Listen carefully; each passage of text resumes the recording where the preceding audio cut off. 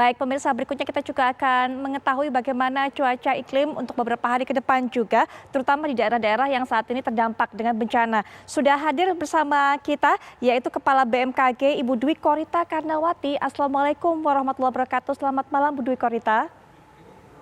Waalaikumsalam warahmatullahi wabarakatuh. Selamat malam Mbak Putri Viola. Baik, Ibu, tadi kami sempat berbincang dengan Wali Kota Makassar, Sulawesi Selatan. Ada genangan yang cukup juga tinggi mengganggu aktivitas masyarakat, curah hujan di sana juga tinggi, dan juga beberapa daerah lainnya di Sulawesi Selatan. Mungkin bisa diberikan informasi, Bu, bagaimana cuaca di sana? Apakah memang ini rasanya banjir masih akan terus dihadapi di beberapa hari ke depan karena curah hujan masih terus tinggi, Bu? Silakan.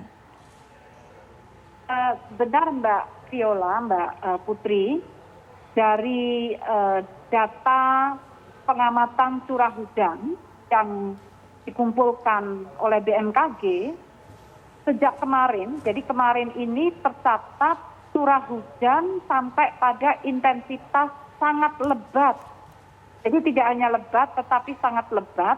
Di sini tercatat misalnya di Pautere, Makassar itu 146 mm curah hujan dalam 24 jam. Kemudian juga di wilayah lainnya, di tempat lainnya adalah 135,6 mm. Batasan lebat itu 50 mm dalam 24 jam. Jadi Mbak bisa bayangkan kalau 50 mm dalam 24 jam ini tercatat sampai 146. Dan di tempat-tempat lain ada yang sampai 135, ada juga yang 73,3 mm dalam 24 jam. Artinya itu sudah di atas lebat.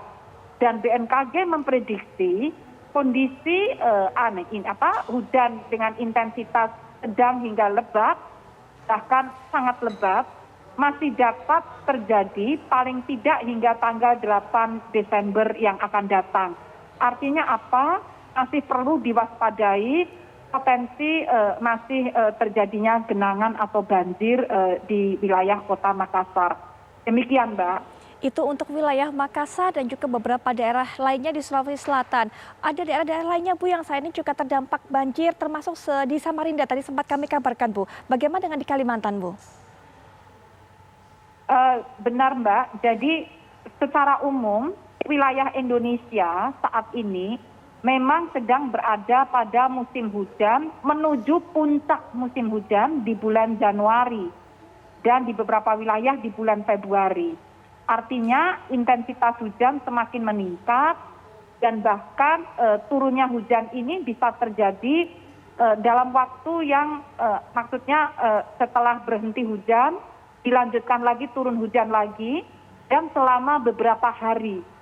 Termasuk di Kalimantan, di Sulawesi, bahkan di Jawa, artinya hampir merata di seluruh wilayah Indonesia dalam kondisi demikian, Mbak. Maka dari itu kami terus memohon, menghimbau, tetap terus waspada potensi hujan lebat, ekstrim bahkan, dan potensi dampaknya dalam bentuk bencana hidrometeorologi, yaitu banjir, banjir bandang, longsor, dan mohon terus memonitor perkembangan cuaca dan peringatan dini cuaca yang terus kami sampaikan melalui aplikasi mobile phone Info BMKG ataupun sosial media @info-bmkg dan website BMKG, serta tetap terus menjaga lingkungan agar tidak memperparah kondisi yang rawan banjir ini.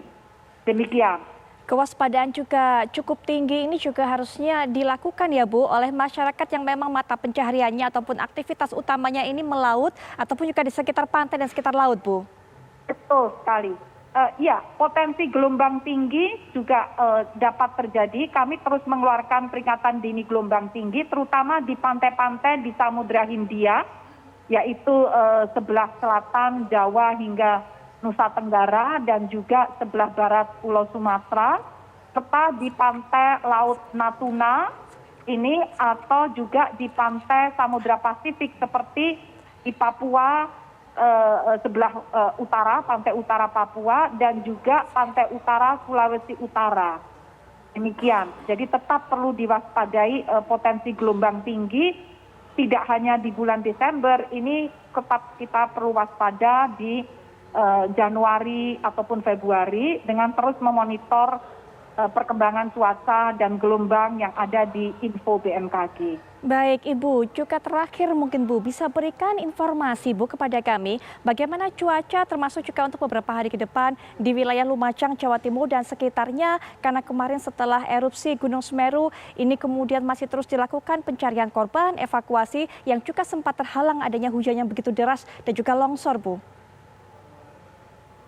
Betul sekali, kami menghimbau kepada semua pihak dan masyarakat di wilayah terdampak Gunung Semeru, potensi hujan dengan intensitas sedang hingga lebat masih akan turun, terutama di ini bulan Desember ini masih dapat terjadi dan sekali lagi ini sedang menuju puncak musim hujan. Jadi kecenderungannya intensitas semakin meningkat.